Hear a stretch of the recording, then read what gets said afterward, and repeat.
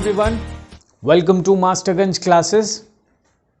हम लोगों ने पाचन तंत्र समझ लिया था, फिर उसके बाद हमने स्केलेटल सिस्टम यानी कंकाल तंत्र भी देखा। ये साइंस के लेक्चर्स चल रहे हैं और ये साइंस जीएस का पार्ट है जो कि आपका शॉर्ट हैंड पूरे फुल कोर्स का एक छोटा सा पार्ट है। ठीक है, तो ये हमारा कंकाल तंत्र ख़त्म हो गया था। उसमें हम दो चीज़ें रह गई थी, एक तो जॉइंट्स यानी अस्थि जो संधियां हैं, बोन जॉइंट्स, और उससे रिलेटेड डिजीजेस है ना, उसकी कुछ जो समस्याएं आती हैं। तो आइए देखते हैं। बोन जॉइंट्स जो तीन प्रकार के होते हैं, पूर्ण जॉइंट, अपूर्ण जॉइंट और अचल जॉइंट, है ना। पूर्ण जॉइंट एक तो हो गया परफेक्ट जॉइंट, फिर इम्परफेक्ट जॉइंट और इमूवेबल जॉइंट जो बिल्कुल नहीं हिलता। इसमें तीनों में बता दूं, पूर्ण जॉइंट का मतलब ये संपूर्ण रूप से जॉइंट जैसा होगा जिसमें पूरी संरचना होगी और फिर वो मूवमेंट फ्री होगा। इनका जितने भी पूर्ण जॉइंट वाले हैं, इसके कई प्रकार हैं, तो ये इनकी मूवमेंट जो है वो बहुत फ्री टाइप की होगी। जैसे आपका ये हाथ घूम जाता है पूरा इस तरह के जॉइंट्स होंगे, तो इसके बारे में थोड़ा पढ़ेंगे। अपूर्ण जॉइंट जो होगा, इसमें मूवमेंट बहुत छोटा सा स्लाइट मूवमेंट होगा, बहुत थोड़ी मात्रा में होगा। और ये जो अचल है यानी इमूवेबल है, इस जॉइंट में बस जॉइंट है, इसमें कुछ मूवमेंट होना नहीं है। तो हम पीछे से आगे की ओर चलते हैं। तो अचल वाला जो है, ये आपका मैंने जब स्कल पढ़ाया था तो स्कल में हमने बताया था कई टुकड़े हैं। ठीक है, तो जैसे वो टुकड़े आपस में जुड़े हुए हैं तब जाके पूरी खोपड़ी बनी है, पूरा स्कल बना हुआ है। तो जो खोपड़ी के कई टुकड़े आपस में जुड़े हैं उनको बोलते हैं अचल जॉइंट्स, है ना। अचल संधियां जो हैं एकदम मूव नहीं करती, इमूवेबल होती हैं, बिल्कुल भी हिलती नहीं है। ठीक है, उनमें मूवमेंट ना के बराबर है। फिर अपूर्ण जो है, इम्परफेक्ट जॉइंट, ये भी मूवमेंट इसमें बहुत कम होता है, बहुत स्लाइट मूवमेंट होता है। इसका उदाहरण जो है आपका पेल्विक गर्डल है।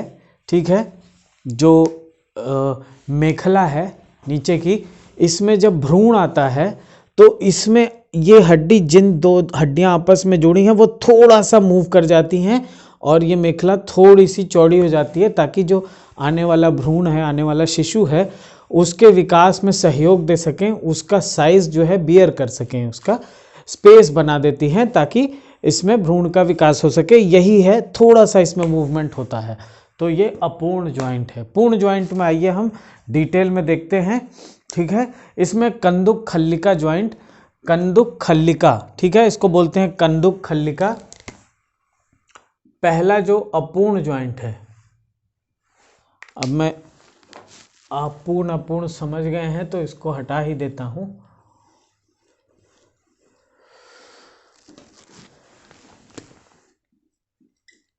जो है बॉल एंड सॉकेट जॉइंट, ये है कंदुक खल्लिका, यही है शायद कंदुक खल्लिका। ये हिंदी में इस तरह से लिखा जाता है, कंदुक खल्लिका जॉइंट। ये बॉल एंड सॉकेट है। ऐसे होता है जैसे सॉकेट और बॉल कई मशीनरीज में आपने देखा होगा। तो सॉकेट और बॉल यानी हड्डी जो है, हड्डी का जो एकदम सिरा वाला पार्ट होगा, जो अंतिम छोर होगा, वो बॉल की शेप में रहेगा, और दूसरी हड्डी जो इसको पकड़े रहेगी वो सॉकेट के शेप में होगी। इस तरह से कुछ होगा इनका संरचना।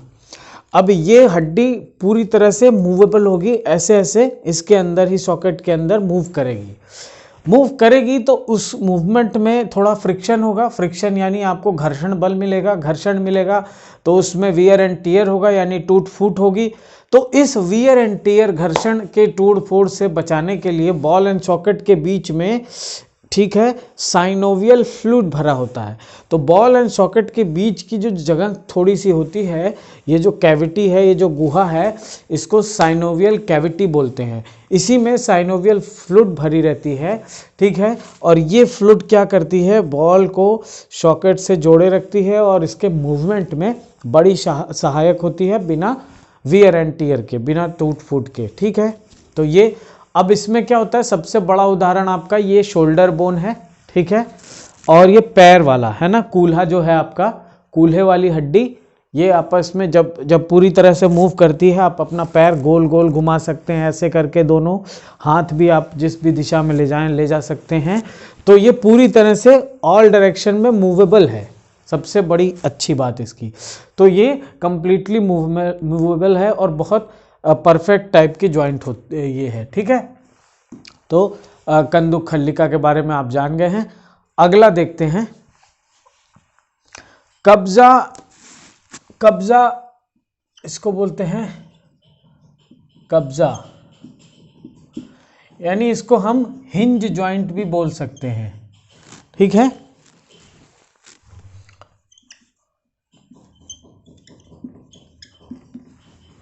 हिंज जॉइंट, हिंज जॉइंट क्या होती है, जैसे आप दरवाजा आप देखें तो दरवाजा खुलता है, कुछ डायरेक्शन तक मूव करेगा, एक टाइम बाद उसका वहां पर ब्लॉक हो जाता है। तो ये क्या है, ये भी एक तरह का जॉइंट है जो परफेक्ट जॉइंट है, लेकिन उसमें क्या है, मूवमेंट थोड़ी कम होती है बॉल एंड सॉकेट वाले के कंपैरिजन में। कब्जा में यानी हिंज जॉइंट में मूवमेंट थोड़ी कम होती है। इसमें बस इस तरह का रहता है, ऐसे समझें कि सॉकेट और बॉल के जैसा ही स्ट्रक्चर थोड़ा बहुत रहेगा, लेकिन ये ऐसे है, एक जगह जाके रोक देता है, इसको पूरी तरह से मूव नहीं करने देता। तो ये होता है हिंज जॉइंट, ठीक। इसका सबसे अच्छा उदाहरण है आपका कोहनी, ठीक है। कोहनी देखिए, आप ये यहाँ तक ले जा रहे हैं, पूरा यहाँ तक सटा भी सकते हैं, यहाँ तक पूरा जा रहा है, फिर ये पूरा आगे जाएगा, एक एंगल पर जाके 180 कोण पर रुक जाता है, इसके बाद ये नहीं मुड़ता है। आप ये ऐसे भी कर सकते हैं, ऐसे भी कर सकते हैं, थोड़ा सा मूवमेंट होगा, लेकिन ये अगर लैटरली मूवमेंट देखें तो ये इसके बाद नहीं जाता। इसी तरह से पैर का भी होता है, पैर में भी ऐसे रहता है, बस इसके ऊपर नहीं जाता पैर, ठीक है। तो यानी ऐसे नहीं मुड़ता पैर बस ये सीधा तक रहेगा। घुटना आप कभी भी मोड़ के देखें, उसके बाद आपको पेन, दर्द होने लगेगा, और ज़्यादा कोशिश करेंगे तो टूट भी सकता है। तो ये इतना ही मूवमेंट होगा इसका, ठीक है, 180 कोण तक। तो ये होता है हिंज जॉइंट का उदाहरण। अगला देखते हैं हम पाइवोट जॉइंट, यानी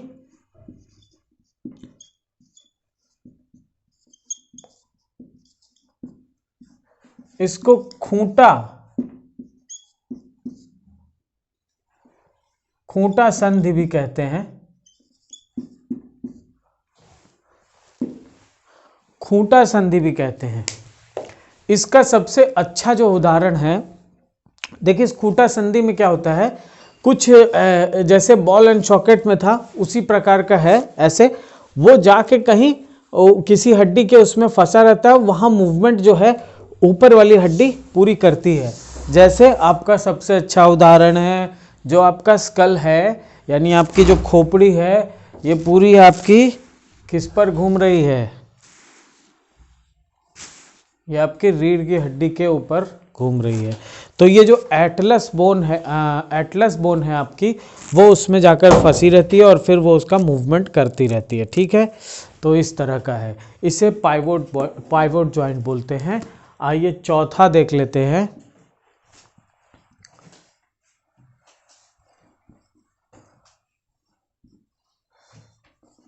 सैडिल संधि, यानी सैडल जॉइंट।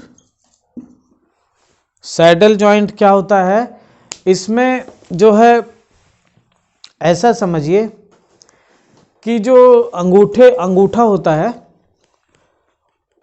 और सारी उंगलियों की कंपैरिजन में ज़्यादा मूवमेंट करता है, ज़्यादा डायरेक्शन में, ज़्यादा दिशाओं में घूम सकता है। आपकी उंगली जो है थोड़ा ही बहुत जा सकती है, लेकिन अंगूठा अच्छी तरह घूम सकता है, यानी ये भी एक तरह से बॉल एंड शॉकेट की तरह का जॉइंट होता है, लेकिन वो कंप्लीट नहीं होता, उतना ज़्यादा कंप्लीट नहीं होता, इसलिए उतना फ्रीली नहीं मूव करता, लेकिन बहुत सारी दिशाओं तक ये फ्री रहता है। तो ये भी एक बड़ा अच्छा उदाहरण है। तो ये है सैडल जॉइंट, सैडल संधि। इसमें क्या होता है कि जो कार्पल यानी कलाई की हड्डियाँ, कार्पल और मेटाकार्पल, इसके ऊपर जो हथेली वाली हड्डी है, ये आपस में इस तरह से जुड़ी रहती हैं, कार्पल और मेटाकार्पल, कि इसका मूवमेंट कर पाती हैं। ये बॉल एंड शॉकेट के उस तर्ज पे ही लगभग काम करता है, लेकिन वो पूरी तरह से मूवमेंट यानी अति विकसित नहीं होता उसकी तरह, थोड़ा कम विकास होता है इसका। ठीक है, तो ये भी है एक। पांचवा देखते हैं, ग्लाइडिंग जॉइंट यानी विसर्पी संधि।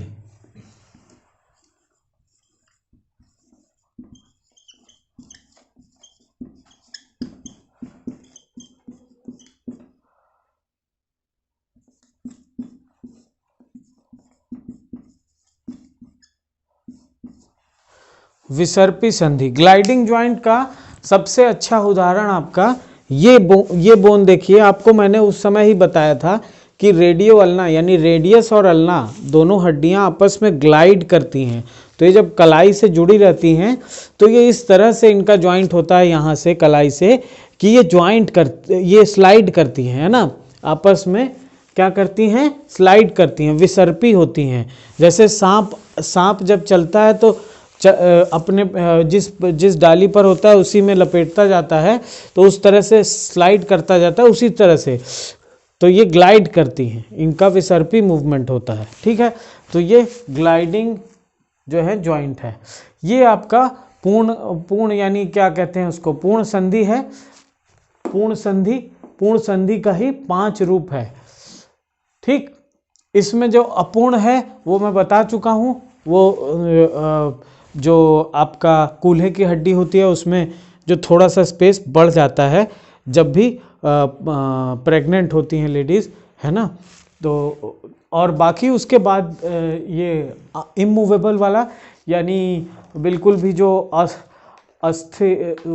अचल संधि है, अचल संधि ये आपका स्कल वाला जो छोटे छोटे टुकड़े आपस में जुड़े हैं वो वाला, बिल्कुल भी मूवमेंट नहीं होता उसमें। ठीक है,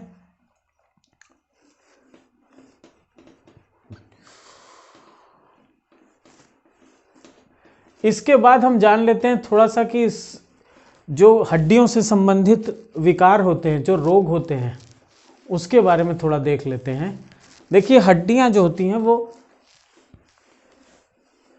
जब पोरस होने लगती हैं, जब एज उनकी ढलने लगती है या किसी और कारण से, जैसे कि पोषण ना मिलने के कारण से, तो उनमें पोरिसिटी आ जाती है, छेद हो जाते हैं। उनकी सघनता यानी उनकी डेंसिटी जो होती है उसे कहते हैं बोन डेंसिटी, वो घनत्व उनका कम हो जाता है।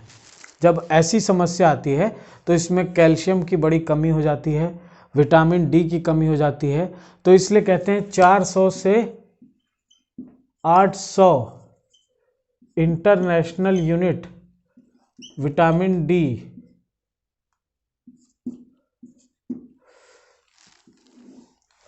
हमारी खुराक होनी चाहिए, और 1 ग्राम के करीब कैल्शियम की खुराक होनी चाहिए। तो जब इतना हम खाएंगे तब जाकर हम बिल्कुल स्वस्थ रहेंगे। लेकिन इसमें जब कमी आती है तो थोड़ी बहुत प्रॉब्लम होती है, लेकिन जब ज़्यादा कमी आती है तो ऑस्टियोपोरोसिस जैसी समस्या आती है। और इसमें क्या है कि आपको फिर डॉक्टर बताते हैं कि ये वाली डोज चलाइए, और फिर फाइनली आपका वो चिकित्सक बताते हैं कि कितनी डोज चलानी है, लेकिन वो इसकी पूर्ति ऐसे कर देते हैं तो उससे निवारण पाया जा सकता है।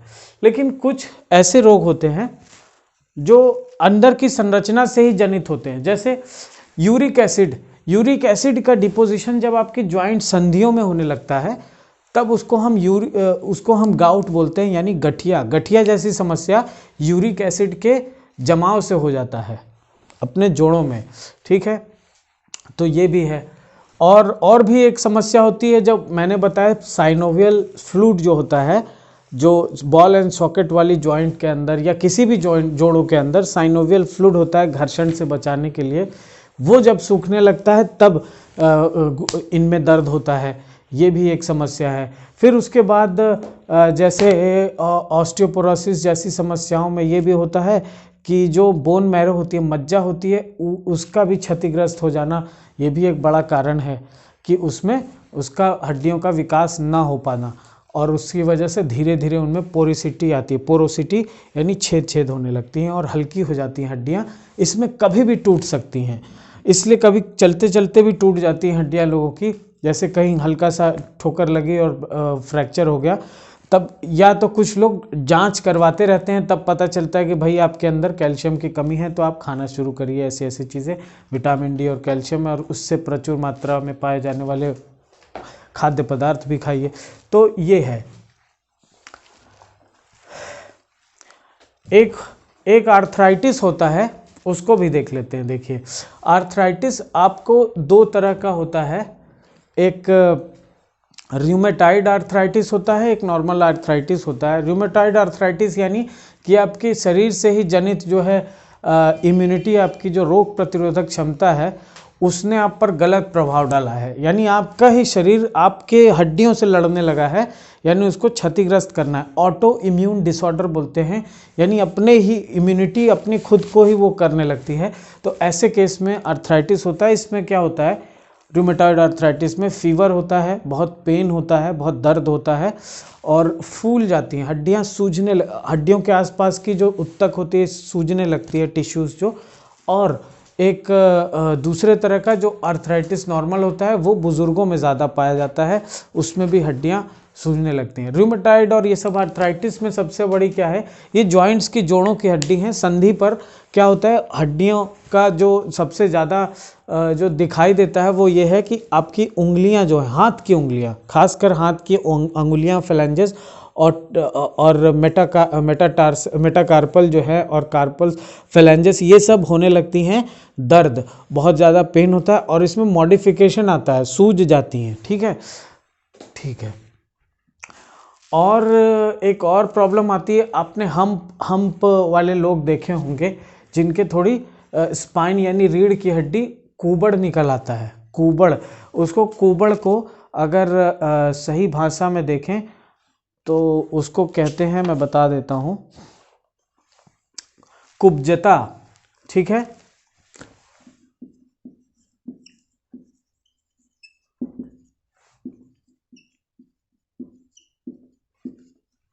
कुब्जता एक समस्या है, ये भी एक बड़ी समस्या है। ये ऑस्टियोपोरोसिस के कारण भी हो सकती है और गलत पोस्चर पे रहने से हो सकती है।